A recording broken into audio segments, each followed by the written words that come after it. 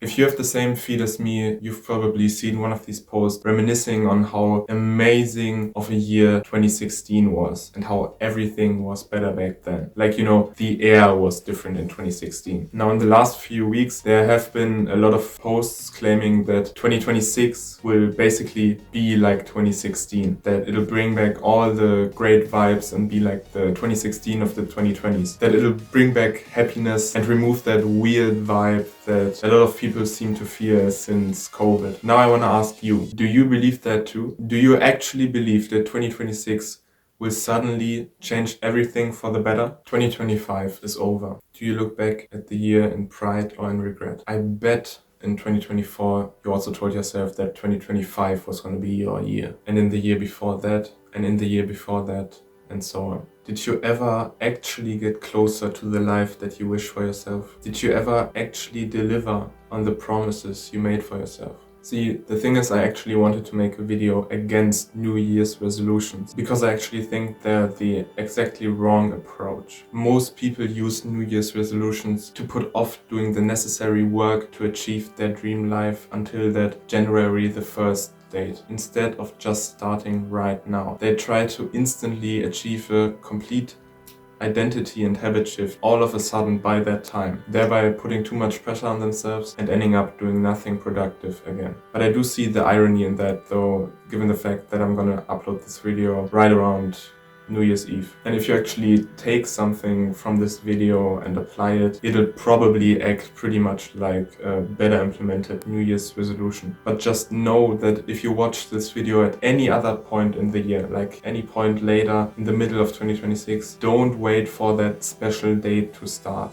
Just start doing the necessary work right now. Don't wait for that imaginary point in time where everything's just gonna be easy all of a sudden. Start taking action right now, whenever you see this video. So now that that's out the way, how do we actually make 2026 the best year yet? How do we become the best version of ourselves in 2026 and make 2026 just like the second 2016? Firstly, I think the main reason why many people feel that the vibe is kind of off since COVID is that we all just got addicted to our phones. Think about it. While we were in lockdown, nobody really had anything productive to do.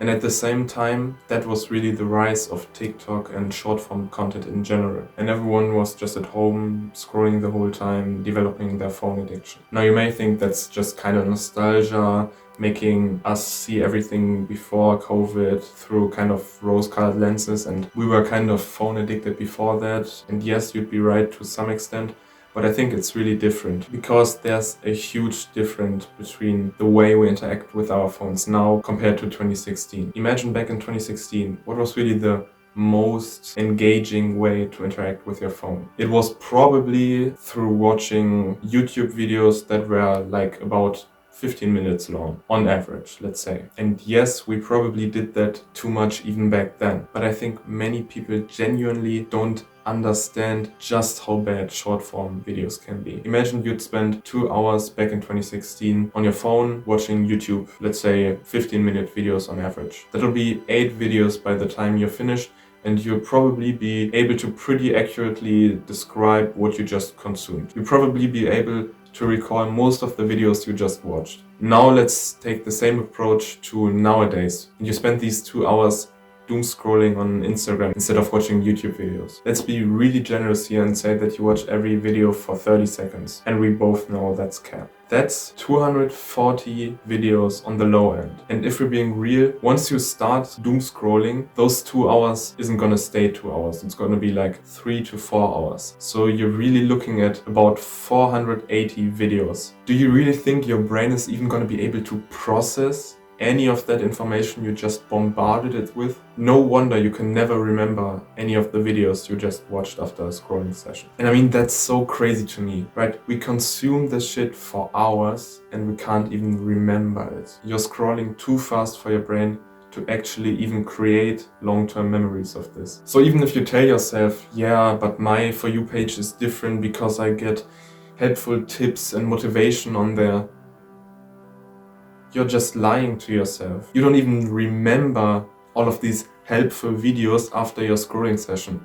let alone a week after that. And to add to that, the human mind uses the density of memories to gauge the duration of time. That basically means the more memories you have in a given period of time, the longer this time period will feel in retrospect. Now couple that with the fact that you scroll too fast for your brain to even create memories, and you have the reason for why time might feel to move faster since COVID hit. It's because you scroll too much on social media. Like whenever you scroll on Instagram for 4 hours, those 4 hours are just gone in your memory. It's just like fast forwarding a YouTube video when it gets too boring, but instead of that, you fast forward your life. Those 4 hours are now just gone, and you're not even gonna remember anything that happened in those 4 hours. So that's really the biggest tip of this video, and if you're gonna take anything away from it, let it be this: stop doom scrolling and the quality of your life will 100x. I promise you that.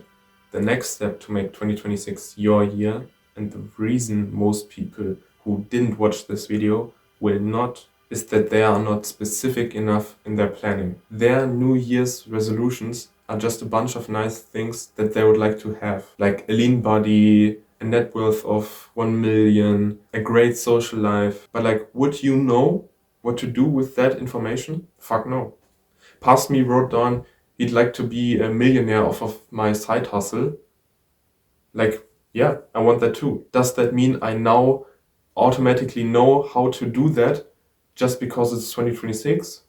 Also no. And so I end up doing nothing again because I don't know what to do. But how do we do better than most people? By creating routines instead of writing down wishes. By focusing on the things we can control. You can't control whether by the end of 2026 you will have made $1 million of your side hustle. But you can control whether or not you work on that side hustle every day for at least an hour.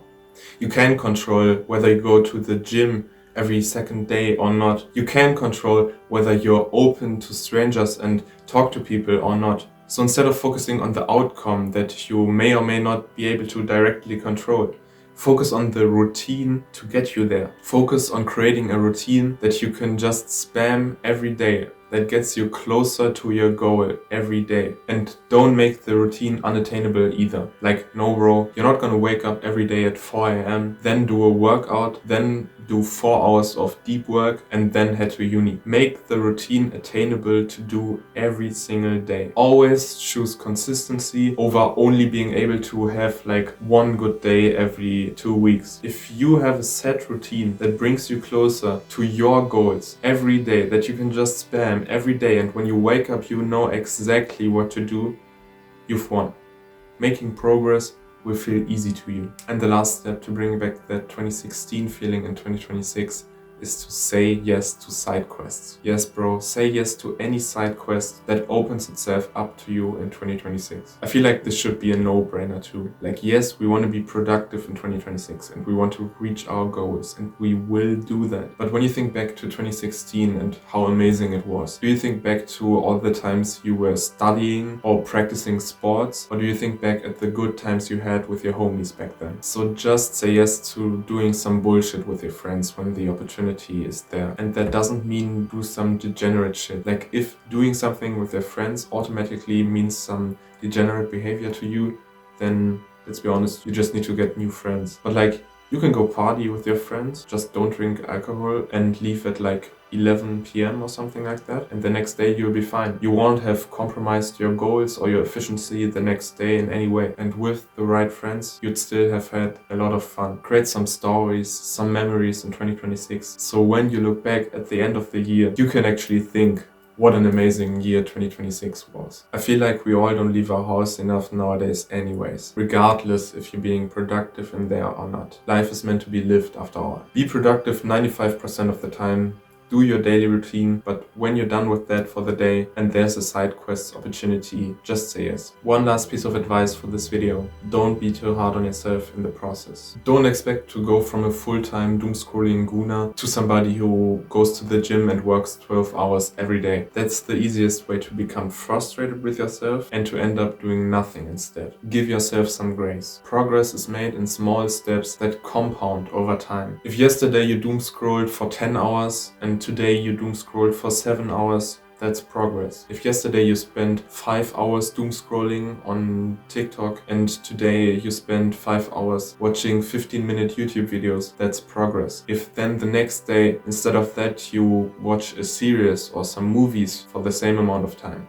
that's progress. If your starting point was doom scrolling the whole day and now you literally do nothing or read the whole day, even if you're not achieving anything, that's still progress. Not doing bad habits is just as much progress as doing good habits. Unfucking your life is progress. And when it comes to doing good habits, also give yourself grace. Don't expect to suddenly work 4 hours on your side hustle every day just because the year changed. Aim to do just one single thing for your side hustle today and then work 5 minutes longer on it tomorrow. And then the next day maybe work 5 minutes longer than that, and so on and so on. Give yourself space to create momentum. Though that doesn't mean to get lazy and justify stagnation. Just don't have so high expectations that you can only fall short on them. Push yourself, but in a way that's sustainable, and remember your starting point. In the beginning of this video, I asked you, do you actually believe that 2026 will suddenly change everything for the better? I believe it can. I believe 2026 can be as great of a year and even better than 2016. But you have to force it to be. Don't expect everything to magically become awesome all of a sudden. Use the strategies I shared with you in this video to